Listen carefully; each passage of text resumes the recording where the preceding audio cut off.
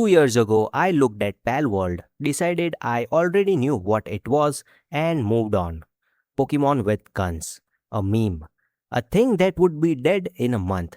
That was my take, and it was wrong. The full 1.0 release landed on July 10th. I have been back in it since, and I want to tell you what this game actually is now and whether it is worth your money this week. I will save you the suspense. It is. But you should know exactly what you are buying. So let's get into it. Start with the scale because 1.0 is not a version bump. The patch notes run about 27 pages, 72 new pals taking the roster to 287. The level cap moves from 65 to 80, two new regions, Sunreach, a set of floating islands above the old map, and the world tree which has been sitting on the horizon since 2024 doing absolutely nothing. It is open now and the main story finishes there. There is an actual ending. And the price did not go up. If you already own the game, all of it is free. One thing I want to clear up because it is all over the internet right now. Pocketpair has not beaten Nintendo in court. The case is still running. Evidence goes before the Tokyo court in October and the opinion is expected in November.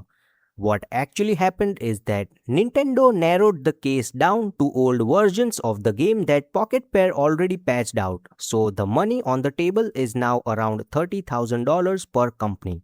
There is no injunction. The version you would buy today is not going anywhere. But if you see someone saying Nintendo lost, that is not true yet. Here is what makes this game work, and it is not the catching, it is the labor.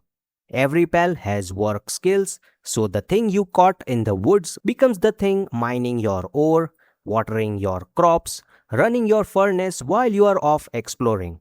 Your base turns into a small factory that you staffed with wildlife.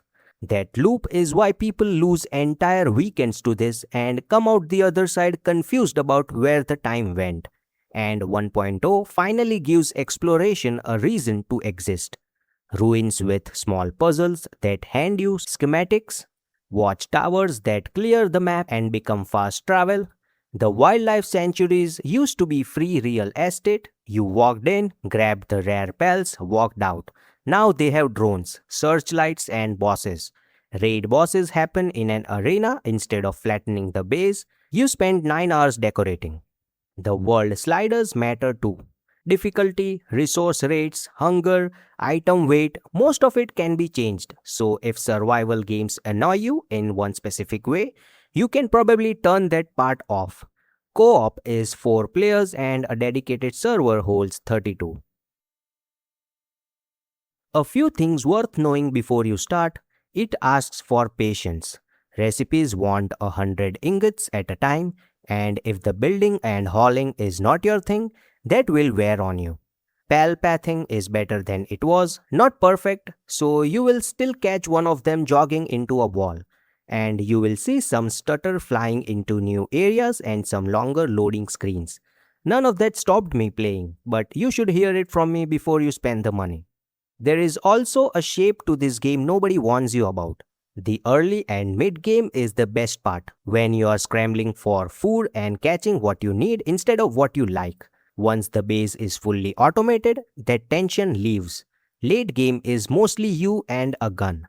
Still fun, just a different game by then.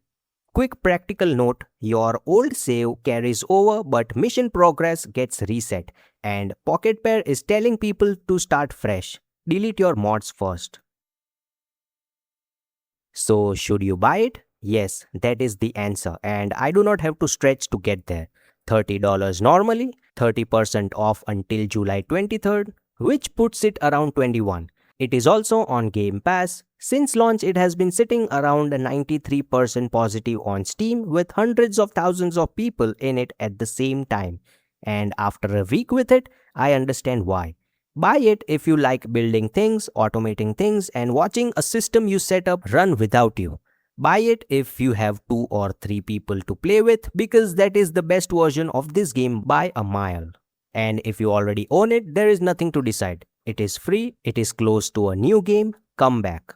At $21, this is one of the easiest recommendations I have made all year.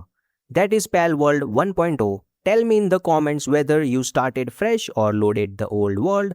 If this was useful, hit like. Not subscribed, now is the good time. See you in the next one.